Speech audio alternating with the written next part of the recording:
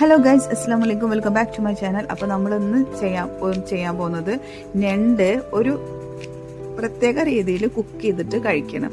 നമ്മൾ റോസ്റ്റ് ചെയ്തിട്ടും കറി വെച്ചിട്ടും പൊരിച്ചിട്ടൊക്കെ കഴിച്ചിട്ടുണ്ടാവും. പക്ഷെ ഇതുപോലെ കഴിച്ചിട്ടുണ്ടായില്ലെങ്കിൽ എന്തായാലും ഇങ്ങനെ ചെയ്തൊക്കെ ഉണ്ടാവും. അപ്പോൾ ഞാൻ കളഞ്ഞില്ലേ, അത് കുറച്ച് അധികം ഉണ്ടായിരുന്നു, അതുകൊണ്ട് കളഞ്ഞതാണ്.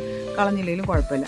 ഇനി നമ്മൾ എന്താ ചെയ്യുന്നത് വെച്ചാൽ ഇഡ്ഡലി ചെമ്പിൽ വെള്ളം ഒഴിച്ചിട്ട് അതിൽ ഉപ്പ് ഇട്ടിട്ട് അതിൻ്റെ മേലെ തട്ടിയിൽ ഞണ്ട് നിരത്തി വെച്ചിട്ട് ആവിയിൽ പുഴുങ്ങിയെടുക്കുക കേട്ടോ. അപ്പോൾ ഇതുപോലെ റെഡ് കളറായ ഒരു 10 മിനിറ്റ് ഒക്കെ വെച്ചാൽ അത് നന്നായി വെന്തിട്ടും കുറച്ചും കൂടി ടേസ്റ്റിൽ ഉണ്ടാക്കണമെങ്കിൽ മൺചട്ടി എടുക്കുക. അതിൽ നല്ല ഫ്രഷ് ഞണ്ട്, ജീവുള്ളതാണെങ്കിൽ ഏറ്റവും നല്ലത്, അതിൻ്റെ ഉള്ളിൽ നിരത്തി വെച്ചിട്ട് ഉപ്പും വെള്ളമൊന്നും ഒഴിക്കേണ്ട, സെപ്പറേറ്റ് ആയിട്ട്.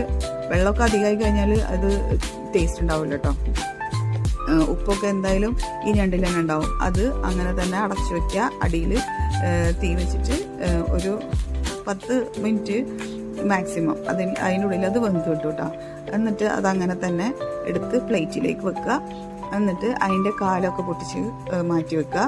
എന്നിട്ട് ഇത് കണ്ടോ, ഇത് അതിൻ്റെ ഓപ്പോസിറ്റ് സൈഡിലുള്ള ഷെല്ലുമ്പോൾ ഉണ്ടാവുന്ന സാധനം ഒരു മഞ്ഞ കളർ അല്ലെങ്കിൽ റെഡ് കളറിലുണ്ടാവും. നല്ല ടേസ്റ്റാണ്. നമ്മളവിടെ പൊന്ന് എന്നാ പറയുക. നിങ്ങളുടെ നാട്ടിൽ എന്താ പറയുകയെന്ന് കമൻറ്റ് ചെയ്യണേ. അതുപോലെ തന്നെ കഴിച്ചു നോക്കിയിട്ട് ടേസ്റ്റ് ഉണ്ടാവുമെങ്കിൽ അതും പറയണം. അതിൻ്റെ മേലുള്ള എല്ലാ ഷെല്ലും കളയുക കേട്ടോ. അപ്പം നന്നായിട്ട് അത് ഇങ്ങോട്ട് ഒരു കയ്യിൽ പിടിയായിട്ട് ഇങ്ങോട്ട് കിട്ടും അതിൻ്റെ ഫ്ലഷ്. എന്നിട്ട് അത് അങ്ങനെ തന്നെ കഴിക്കുക. സൂപ്പർ ടേസ്റ്റാണ്, അടിപൊളിയാണ് കേട്ടോ സാധനം. അപ്പം അത്രയുള്ള